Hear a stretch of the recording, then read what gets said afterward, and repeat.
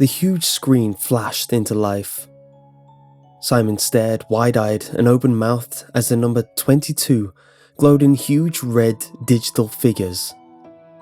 He tried to find some meaning to the numbers, each about a meter high in the center of a black panel. It was suspended from 2 chains, hanging from the high, dull ceiling and taking up most of the wall space. Simon could not move. He was strapped into a metal chair, restraints around his wrists and ankles. His legs tingled as the seat cut into the back of his knees, restricting the blood supply. The back of the chair was high and stopped him looking around. He could not make any sense of the number, continuing to stare at it, transfixed. They had taken him during the night.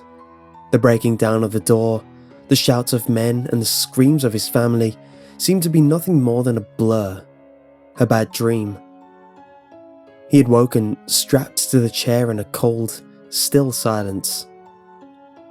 Simon knew that there was only one reason why he had been brought here. It was because of the articles.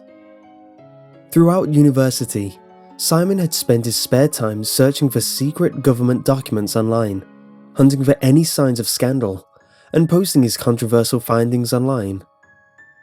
He always knew it was only time before they found him. The screen changed to 23. "What is this?" murmured Simon, scanning his eyes over the huge numbers once more.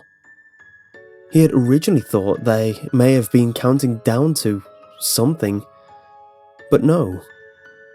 Simon pondered again. "I haven't been here 23 hours, have I?" He doubted it. Soon the number became 24, then 25, and 26. "What's going on?" yelled Simon in frustration, as fear and confusion left him trembling in the chair. Behind him, something cackled. "The temperature is now 26 degrees Celsius, said the voice of an old man through the speaker. Simon watched in horror as the figure before him became 27. "They're going to burn me alive," Simon realized. "They're going to keep raising the temperature until I die." He panicked, trying to break out of his restraints. His struggling triggered numbers to rise more rapidly, increasing steadily at intervals of less than 20 seconds. When it hit 38, Simon stopped, giving up, panting heavily as beads of sweat trickled from his forehead to his chin and onto his shirt. His breathing was laboured as he shouted for help, questioning the anonymous voice that had spoken to him. There was nothing.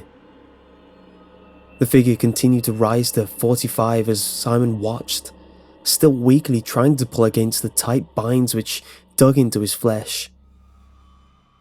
"Help me, please," he begged, his shirt damp with sweat and his short, dark fringe plastered to his skin. He kicked and struggled, grunting and straining as he closed his eyes to block out the numbers. "Prisoner," said the voice, and Simon froze as he opened his eyes slowly, the giant red 49 filling his vision. "You are only sweating because you are struggling. This room is not 49 degrees. Simon calmed, his fear subsiding a little. The voice was right. As he was still, the sweat began to dry and cool him down. He almost breathed a sigh of relief. "It is the room in front of you which is 49 degrees. There was a mechanical whirring from above as the number 50 appeared, and the screen began to rise slowly, hoisted by its chains. 51, 52, 53, 54. The figures were rising faster than before, almost a blur.